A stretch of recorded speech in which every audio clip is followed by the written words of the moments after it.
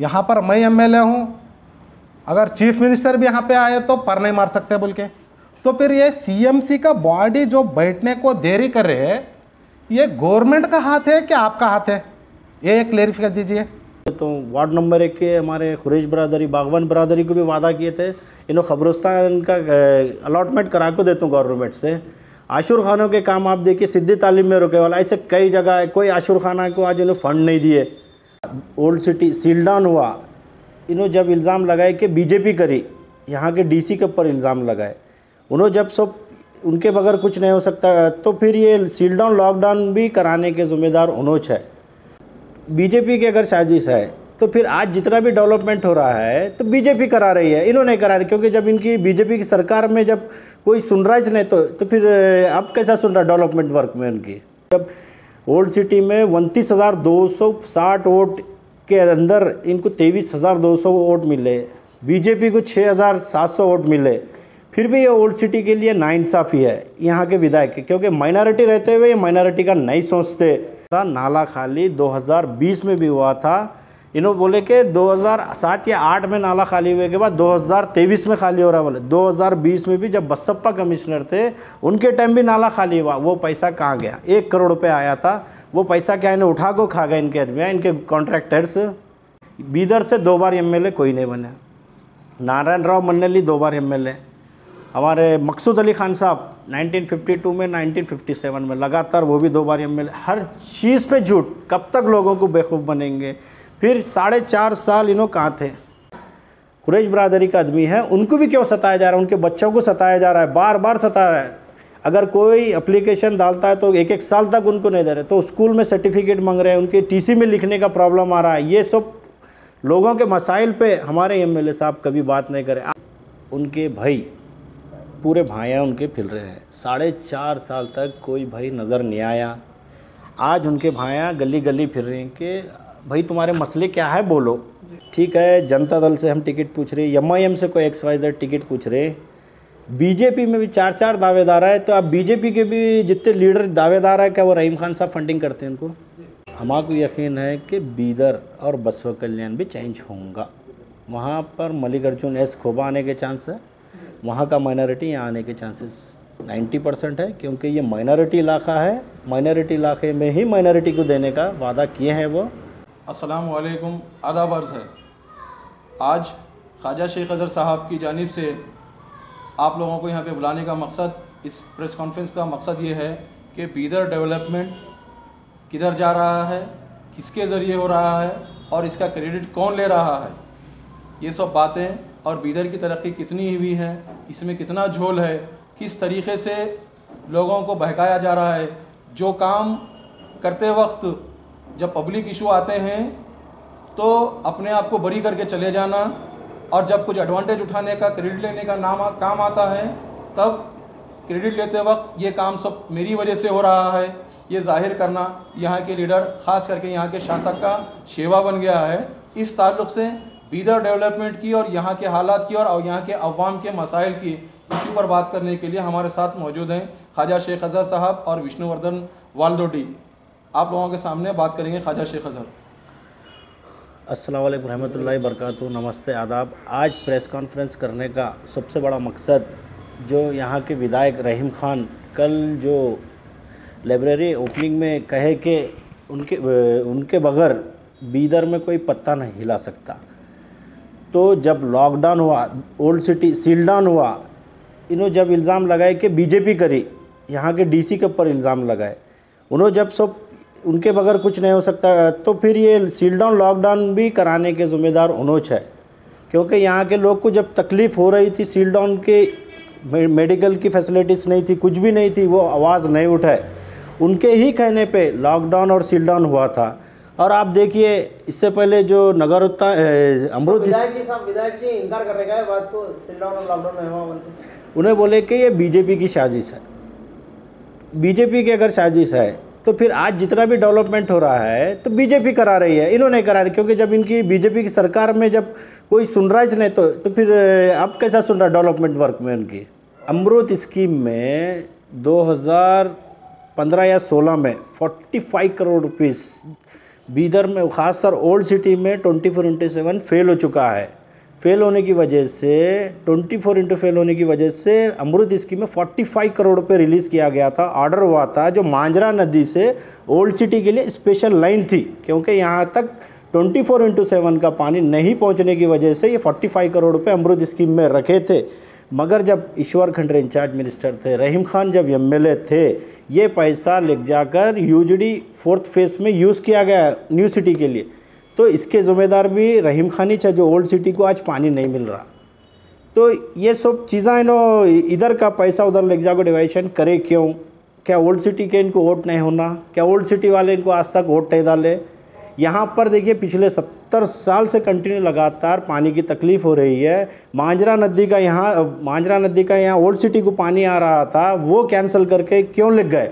क्या old city कभी इनको वोट नहीं दी? क्या हमेशा जब ओल्ड सिटी में 29,260 वोट के अंदर इनको 23,200 वोट मिले, बीजेपी को 6,700 वोट मिले, फिर भी ये ओल्ड सिटी के लिए नाइंसाफ़ी है यहाँ के विधायक, क्योंकि माइनॉरिटी रहते हुए ये माइनॉरिटी का नहीं सोचते।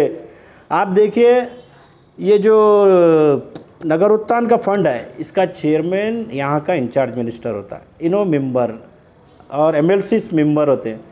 ये रोड बनाने की इनको ज़रूरत क्या थी? अंदर आप देखिए मुल्तानी कॉलोनी के अंदर जितने भी गलियां हैं वहाँ पर नाली नहीं है और मिनी वाटर सप्लाई का पानी नहीं है। वार्ड नंबर 11 में आप चलिए, नरीगर महल्ले में चलिए, खैसर रहमान साहब की गली में चलिए, मुर्गी खानेगंज चलिए, आज भी वहाँ पर नालियाँ नहीं रहने की वजह नाली का पानी ऊपर आ रहा है।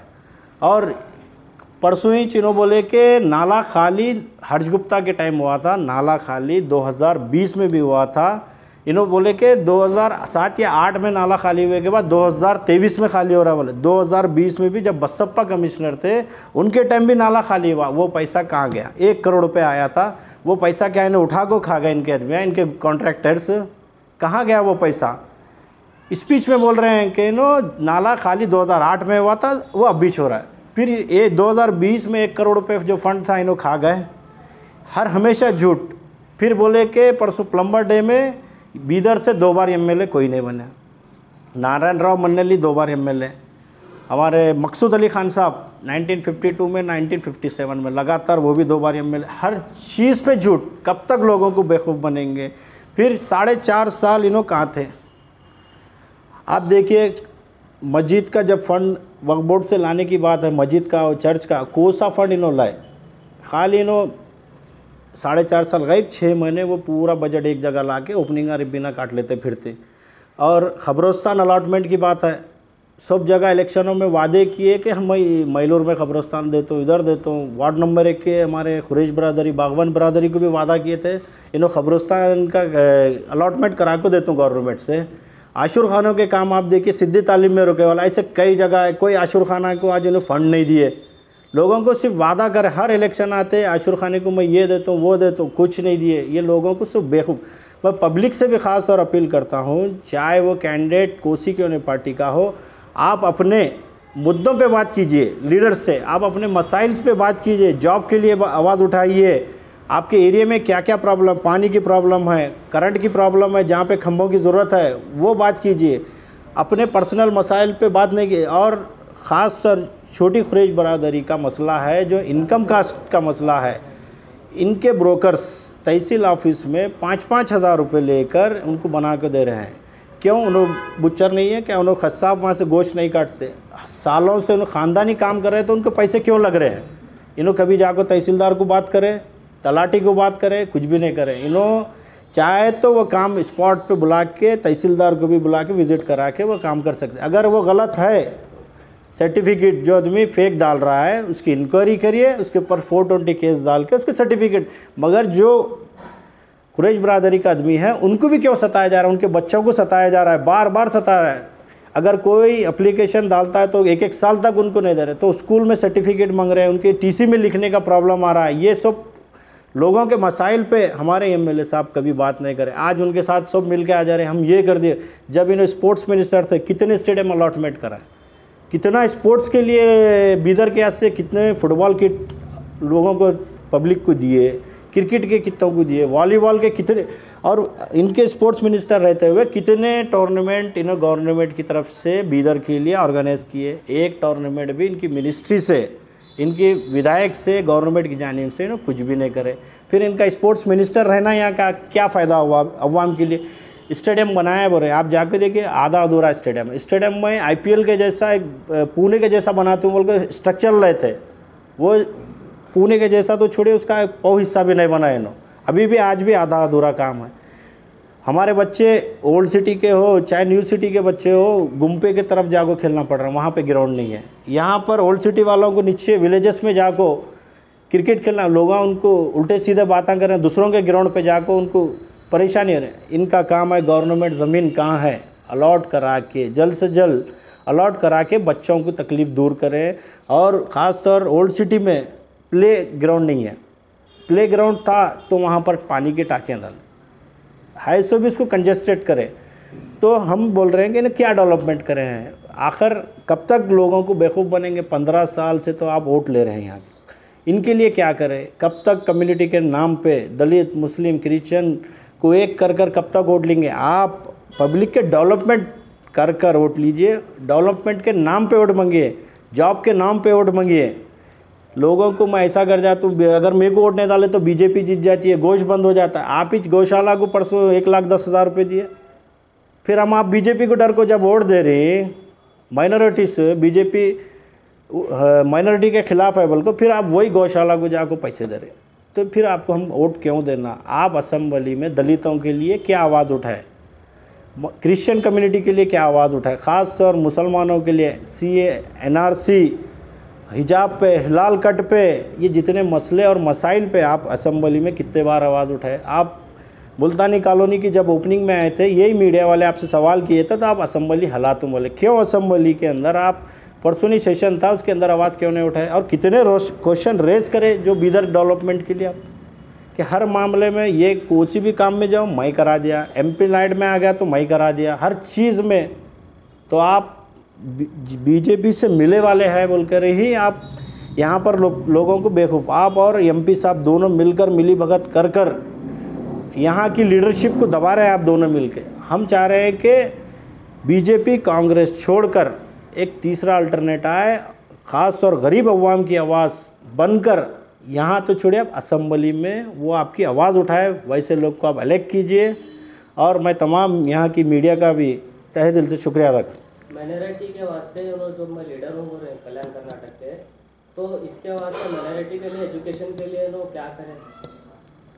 अब देखिए पिछले टाइम DMS वाले मैलूर में माइनॉरिटी के लिए स्कूल अलॉटमेंट हुआ था, वहाँ का स्कूल ले जाके आदर्श कॉलोनी में डाले, वहाँ से 2 से 2.5 किलोमीटर दूर हो रहा है। बोल रहे क्यों मैलूर में जगह नहीं है, मैलूर में आप लैंड आर्मी के सामने जगह है और हमारा गोदाम है, वहाँ से गोदाम शिफ्ट हुआ है। अब वो जगह एक जगह होनी कितनी 40-60 100 बाई 100 होना है, वो जगह आपका है। और आप एक MLA है, आप ये नहीं बोलना कि जगह बताओ, जगह निकालना आपका तहसीलदार का काम है, पब्लिक का काम नहीं है। हम आपको चुन रहे कि आपको पब्लिक की समस्या को हल करने के लिए, हम अगर जगह बताना है तो हम आपको क्यों चुनते थे। माइनॉरिटी यूनिवर्सिटी बनाने का भी वादा हुआ था सिद्धारामैया के दौर में, देखिए माइनॉरिटी यूनिवर्सिटी नहीं लाते नो, यहाँ पर एक सैटेलाइट स्कूल का भी ऐलान हुआ था नीचे सोलपुर में, वो भी सिर्फ वादा था, अभी तक कुछ नहीं हुआ। 1000 करोड़ का डेवलपमेंट करे बोल रहे हैं, ठीक है 1000 करोड़ में कहाँ करे उसका एक डिटेल बताइए आप। 1000 करोड़ 1-2 रुपये नहीं है, वो 1000 करोड़ है। 1000 करोड़ में तो बीदर सिंगापुर बनता था।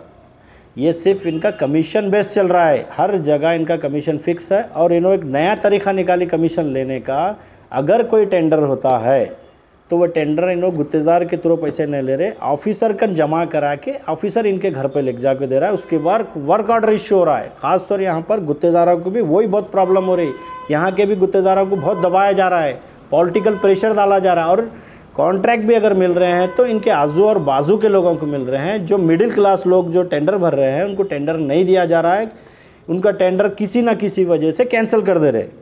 बीजेपी पार्टी माइनॉरिटी के वास्ते एक स्कीम काढ़ी थी शादी मुबारक, तो ये स्कीम बंद हो गई, अपोजिशन में कोई आवाज़ नहीं उठाई क्या? देखिए शादी मुबारक जो स्कीम है, डॉक्टर खमरुल इस्लाम साहब जब मिनिस्टर थे माइनॉरिटीज़ के, उस पीरियड में सिद्धारमैया चीफ मिनिस्टर थे, उस पीरियड में ये स्कीम लॉन्च हुई और ये स्कीम अच्छी तरीके से चल रही थी। जब बीजेपी सरकार बनी, यही कांग्रेस के एमएलए बीजेपी में जाने से, बीजेपी सरकार आई जब से, ये स्कीम बंद हुई। मगर ये स्कीम बंद होने के बाद कांग्रेस पार्टी के माइनॉरिटीज़, खास और माइनॉरिटीज़ लीडर क्यों खामोश बैठे, असेंबली में क्यों आवाज़ नहीं उठाया? असेंबली तो असेंबली के बाहर जहाँ जहाँ इनके एमएलएस हैं वहाँ पर इन्होंने प्रोटेस्ट क्यों नहीं करे? जब इनकी अगर सोनिया गांधी के ऊपर कोई अटैक होता है, एक पत्थर मारा जाता है, तो इन्होंने रोड पे आते, मगर पब्लिक इश्यू पे क्यों खामोश है? और जो ये स्कॉलरशिप है, स्कॉलरशिप के भी मामले में स्कॉलरशिप बीजेपी एनएसपी और जो भी स्कीम्स बंद हुए माइनॉरिटीज़ के, वो भी स्कीम्स पे इन असेंबली में आवाज़ क्यों नहीं उठाए? कब तक खामोश बैठेंगे? क्या दूसरे लीडर्स नहीं उठा सकते आवाज़? देखिए, फिलहाल हम पिछले 15 साल से तो लगातार हम यहाँ कांग्रेस को वोट डाल रहे हैं। यहाँ के लोग, हम कांग्रेस से ही सवाल करेंगे, बीजेपी को वोट डाले नहीं, बीजेपी से पूछ रहे भी नहीं।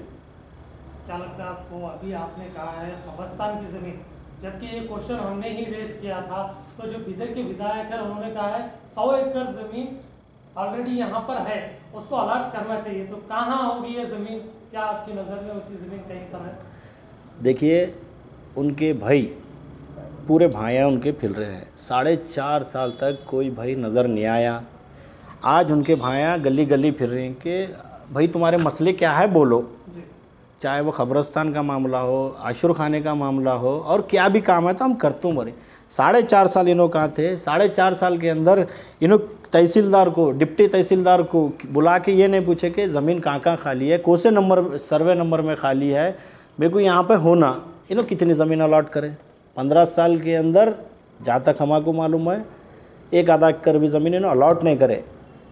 आज उनके भाइयाँ पूरे हम मसले मसाइल हल करते, आप 15 दिन के अंदर कोड ऑफ कंडक्ट लगता है, उसके बाद इन्होंने सीधा बोलते हैं कोड ऑफ कंडक्ट लग रहा है, हमारे से नहीं होता। आप देखिए यही होने वाला। मैं इसलिए बोल रहा हूँ, 4.5 साल इन्हों कहाँ थे?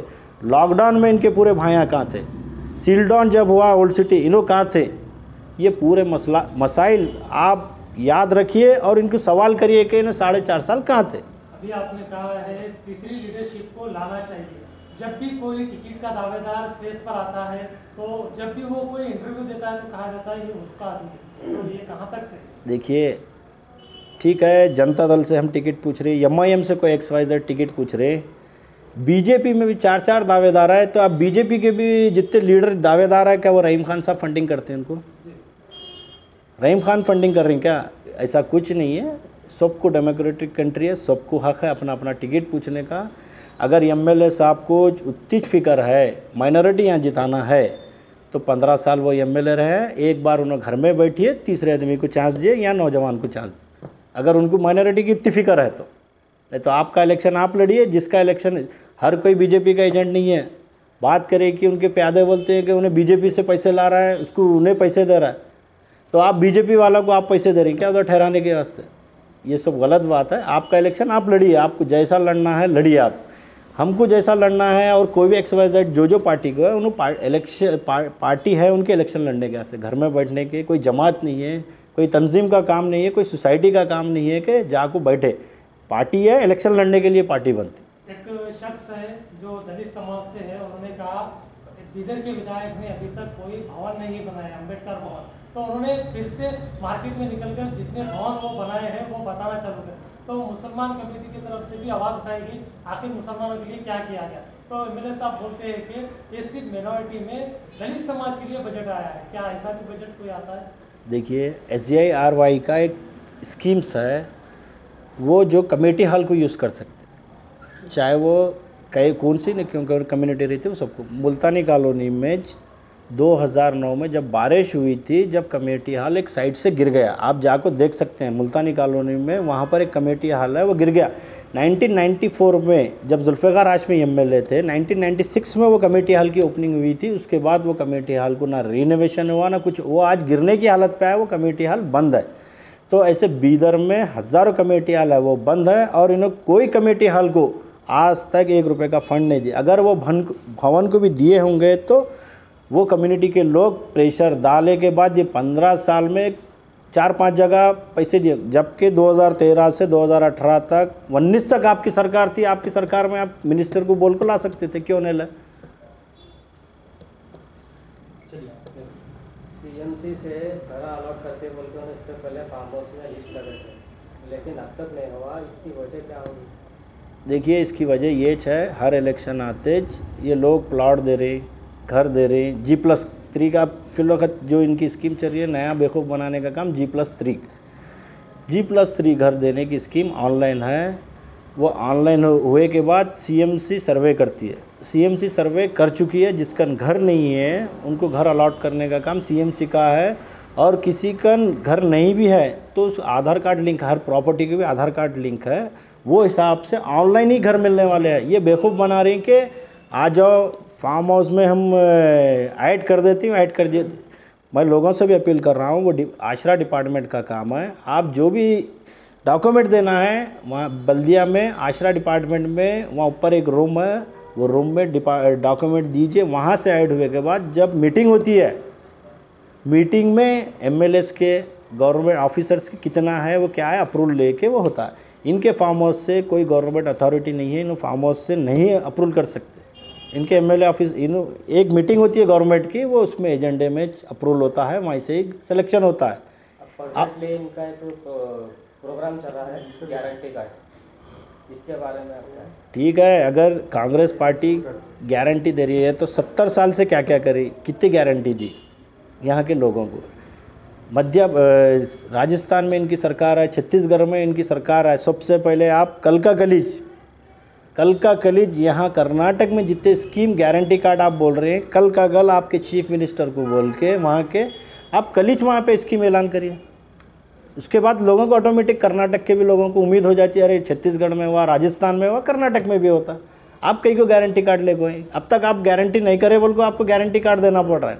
70 साल में 60 साल तो कर्नाटक में हुकूमत कांग्रेस ही करी। क्यों कांग्रेस को आज गारंटी कार्ड ले को बाहर निकलना पड़ रहा है? क्योंकि लोग इन पे भरोसा नहीं कर रहे। इन्होंने 60 साल से लगातार लोगों को धोखा दे रही बोल को आज इनको गारंटी कार्ड ले को निकलना पड़ रहा है। अगर अभी ज़रूरत पड़ी तो एक बॉन्ड लेकर भी, एक सिग्नेचर लेकर भी हम कर को देती बोल को वो तक करना पड़ा। इनके ऊपर से लोगों का भरोसा उड़ गया बोल को ये गारंटी कार्ड लेकर निकले। आपको लेकर बीदर सिटी में कुछ चंद बातें चल रही है। अजहर साहब टिकट के दावेदार थे जेडीएस पार्टी से।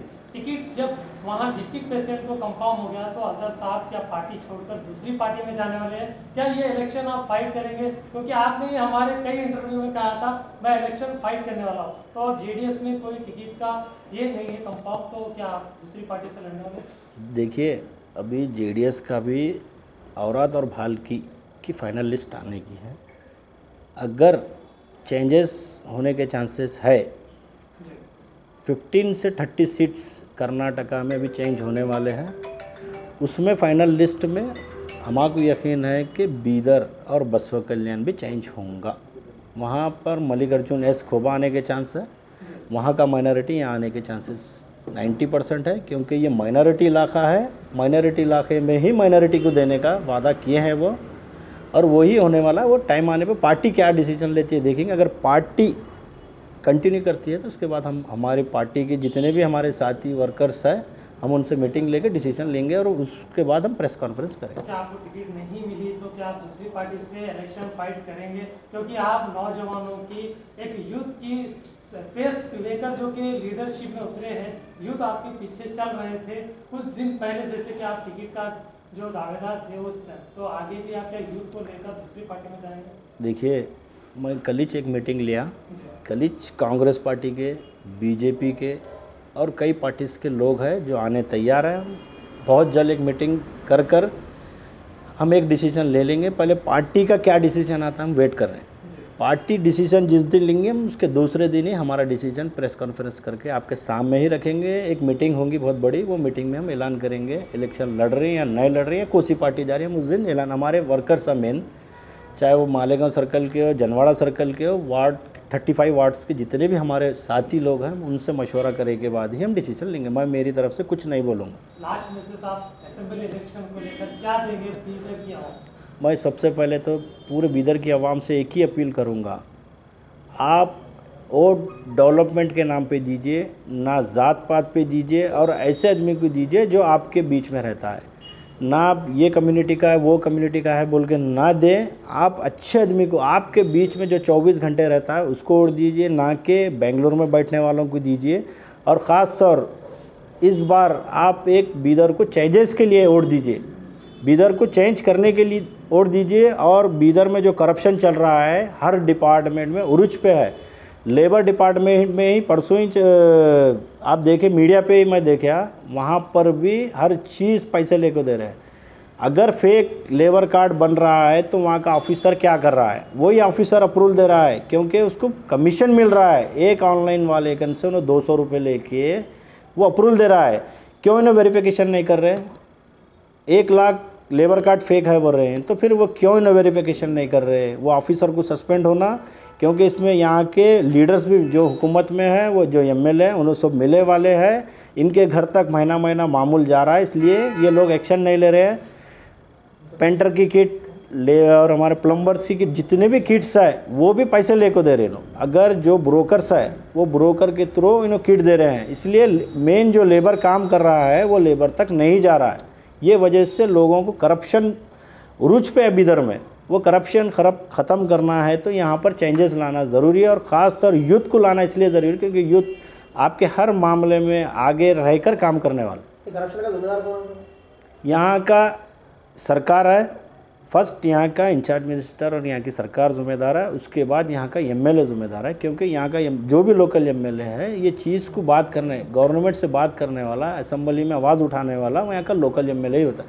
जैसा कि कल उन्होंने बोले कि हर चीज़ इनके बगैर पत्ता नहीं हिलता, तो फिर इनके बगैर करप्शन कैसा लेते? तो करप्शन के जिम्मेदार इन्हों भी है। वो ये जो करप्शन का पैसा है इनके घर तक, इनके जेब तक जा रहा है। ಮೊದಲನೇದಾಗಿ ಎಲ್ಲರಿಗೂ ನನ್ನ ಮಾಧ್ಯಮ ಮಿತ್ರರಿಗೆ ಸ್ವಾಗತ. ಇವತ್ತು ಏನು ನಮ್ಮ ಖಾಜಾ ಶೇಖ್ ಅಜರ್ ಅವರು JDSನ ಏನು ಮುಖಂಡರಾಗಿದ್ದಾರೆ, ಅವರೊಂದು ಪ್ರೆಸ್ ಕಾನ್ಫರೆನ್ಸ್ ಕರೆದಿರೋ ಒಂದು ಉದ್ದೇಶ, ನಿನ್ನೆ ಜಿಲ್ಲಾ ಘಟಕದಲ್ಲಿ ಇರ್ತಕ್ಕಂಥ ನಮ್ಮ ಬೀದರ್ ಸಿಟಿಯಲ್ಲಿ ಒಂದು ಗ್ರಂಥಾಲಯದ ಉದ್ಘಾಟನೆ ಮಾಡಿದರು ಮಾನ್ಯ ಶಾಸಕರು. ಅಲ್ಲವರು ಒಂದು ಮಾತನ್ನು ಹೇಳಿಕೆ ನೀಡಿದರು. ಏನಪ್ಪ ಅಂದರೆ, ಇಲ್ಲಿ ನಾನು ಡಿಸಿಷನ್ ತಗೋವರೆಗೂ ಚೀಫ್ ಮಿನಿಸ್ಟರ್ ಕೂಡ ಏನು ಮಾಡೋಕ್ಕಾಗಲ್ಲ ಅಂತ. ಸೊ ನಮ್ಮ ಮಾನ್ಯ ಶಾಸಕರಲ್ಲಿ ಒಂದು ಮನವಿ ಮಾಡ್ಕೊಳ್ತೀನಿ, ನಾನು ಕೂಡ ಒಂದು ದಲಿತ ಸಂಘಟನೆಗೆ ಬಿಲಾಂಗ್ ಮಾಡ್ತೀನಿ ಅಂತ ಹೇಳ್ತಾ ಅವ್ರಿಗೆ ಒಂದು 2 ಪ್ರಶ್ನೆ ಕೇಳೋಕ್ಕೆ ಇಷ್ಟಪಡ್ತೀನಿ. ಮೊದಲನೇದಾಗಿ, ಏನು ಸಿದ್ದರಾಮಯ್ಯ ಸಾಹೇಬರು ಚೀಫ್ ಮಿನಿಸ್ಟರ್ ಆಗಿದ್ದರು, ಆವಾಗ ಪ್ರಿಯಾಂಕ್ ಖರ್ಗೆ ಸಾಹೇಬರು ಒಂದು ಸ್ಕೀಮ್ ಮಾಡಿದರು ಸೋಷಲ್ ವೆಲ್ಫೇರ್ ಆಫೀಸಿಂದ, ಐರಾವತ ಅಂತ ಹೇಳಿಬಿಟ್ಟು. ಆ ಐರಾವತ ಸ್ಕೀಮ್ನಲ್ಲಿ 5 ಲಕ್ಷ ರೂಪಾಯಿ ಯಾರು ಕಾರ್ ಓಡಿಸ್ತಾರೋ ಆ ಕಾರ್ ನಡೆಸೋ ಡ್ರೈವರೇ ಮಾಲೀಕ ಆಗಬೇಕಂತ ನಾವು ಒಂದು ಸ್ಕೀಮ್ ಮಾಡಿದರು. ಈ BJP ಸರ್ಕಾರ ಬಂದ ಮೇಲೆ ಅದನ್ನು ರದ್ದು ಮಾಡಿದರು. ಆ ರದ್ದು ಮಾಡಿದಾಗ ದಲಿತರ ಪರವಾಗಿ ಇವಾಗ ನಿನ್ನೆ ಹೇಳಿದರು, ಬಾಬಾ ಸಾಹೇಬ್ ಅಂಬೇಡ್ಕರ್ ಅವರ ಸಂವಿಧಾನದಲ್ಲಿ ಅಡಿಯಲ್ಲಿ ನಾನು ಶಾಸಕನಿದ್ದೀನಿ, ನಾನು ಹೇಳಾರ್ದಲ್ಲಿ ಏನೂ ಆಗೋದಿಲ್ಲ ಅಂಥೇಳಿ. ಮತ್ತು ಯಾಕೆ ಇವರು ದಲಿತರ ಬಗ್ಗೆ ಅಷ್ಟು ಕಾಳಜಿ ಇದ್ದವರು ಈ ಐರಾವತ ಸ್ಕೀಮು ರದ್ದು ಮಾಡಿದಾಗ ಮಾತಾಡಿಲ್ಲ? ಎರಡನೇದು, इवाग अभी हमारे MLA साहब बोल रहे हैं CMC बॉडी के अंदर मेरा कुछ भी रोल नहीं है, वो सब गवर्नमेंट के हाथ में है। कल स्टेटमेंट दिए, यहाँ पर मैं MLA हूँ, अगर चीफ मिनिस्टर भी यहाँ पे आए तो पर नहीं मार सकते बोल के। तो फिर ये CMC का बॉडी जो बैठने को देरी कर रहे हैं, ये गवर्नमेंट का हाथ है कि आपका हाथ है? ये क्लेरिफाई दीजिए। और एक दूसरी बात, जनवरी 31 को हमारे संगठन से एक प्रोटेस्ट करे कि केदार पीठ के स्वामी है जो भीमा शंकर लिंगा बोल के, उन्होंने बोले थे TV9 के एक प्रोग्राम में, लाइव प्रोग्राम में बोले थे संविधान को हम पैर में रख के कुचल देते बोल के। तब हमारे MLA साहब कहाँ थे? तब उनका रिएक्ट क्या था? देखो, ये इलेक्शन आने के बाद दलितों को, पिछड़ों को, माइनॉरिटी को लेकर ये जो हुचका के जो वोट हासिल करना चाहते हैं, आपके बातों में बहकाव में आने वाली पब्लिक नहीं है। और मुझे और एक समस्या है हमारे MLA साहब से, जहाँ भी जाते हैं मैं डेवलपमेंट कर रहा हूँ बोल के। अभी हमारे अजहर साहब बोले कि लेबर डिपार्टमेंट के बारे में, ये एक लेबर कार्ड बनने के लिए जो 2014-15 में 75 रुपीज़ चलन था, जैसी BJP गवर्नमेंट आने के बाद वो चलन 0 कर दिए। 0 करने के बाद भी जो शादी होने के बाद जो पैसे आना लेबर के बच्चों को, वो बच्चों को पैसे देने के लिए 20-20 हज़ार रुपये ऑफिसर्स डिमांड कर रहे हैं। उस बारे में हम ऑफिसर से बात करें तो वो बोलते हैं हमारे पीछे बहुत बड़ा शक्ति है, हमारे पास लीडर है। अगर शासक ही बोलते हैं, हमारे विधायक साहब बोलते हैं कि यहाँ पे कोई उनके सिवा पर नहीं मानता है, तो सीधा सीधा ये करप्शन भी उनके नॉलेज में ही हो रहा है। मैं बीदर के आवाम से एक रिक्वेस्ट करता हूँ, जो ये 2023 का इलेक्शन है, फर्स्ट ऑफ ऑल ये डेवलपमेंट के देख को वोटिंग करना ज़रूरी है। आज देखो लास्ट हमारे क्रांति सूर्य नाटक में कुछ हमारे दलित भाइयों ने बोला था कि ये कांग्रेस जलता हुआ घर है, तो बीजेपी कौन से दूध के धुला हुआ है। कांग्रेस बीजेपी दोनों सिक्के के दो अलग अलग फेस है, दोनों मिलके ये दलितों को पिछड़ों को ख़त्म करने के काम कर रही है। अब के इलेक्शन में डेवलपमेंट को देके जो सही बाबा साहेब के अनुयायी है, हकीकत में उन बाबा साहब को इज्जत करते हैं, तो जाके गांव-गांव में जो हमारे अंबेडकर सर्कल के पेंडिंग है, जो मूर्ति के इनॉग्रेशन पेंडिंग है, जो दलितों के ऊपर अत्याचार हो रहे हैं, अट्रॉसिटी होने के बाद भी मैं आपको शॉर्टली और मैं ये कॉन्फ्रेंस बुला के आपको विथ डॉक्यूमेंट्री दूंगा, अट्रॉसिटी होने के बाद भी कुछ लोगों को गिरफ्तार नहीं करे। इसकी वजह कौन है? मैं डायरेक्ट एमएलए साहब से एक डिबेट के लिए भी तैयार हूँ। सिर्फ हमेशा बोलता है कि मैं ये डेवलप करा वो डेवलप करा, मैं रोड बनाया नाले बनाया। देखिए एमएलए बनने के बाद, आप एक विधायक होने के बाद आप रोड बनाना नाली बनाना काम नहीं है। जो जितने बच्चों हैं वो घर चलाने के लिए जितने नौकरी सृष्टि करें आप लोग, उसके बारे में बात करना ज़रूरी है। अब के बार जो 2023 का इलेक्शन हो रहा है, हम दलित ही बोल के नहीं, माइनॉरिटी दलित लिंगायत हर कम्युनिटी को विश्वास में लेके आपको अच्छा सबक सिखाते बोलते। मेरा एक दो बात मैं यहाँ पे ड्रॉप करना चाहता हूँ। मेरा नाम विष्णुवर्धन वाल्दोडी, मैं अंबेडकर सेना के स्टेट वर्किंग प्रेसिडेंट हूँ। जय भीम, जय अंबेडकर सेना।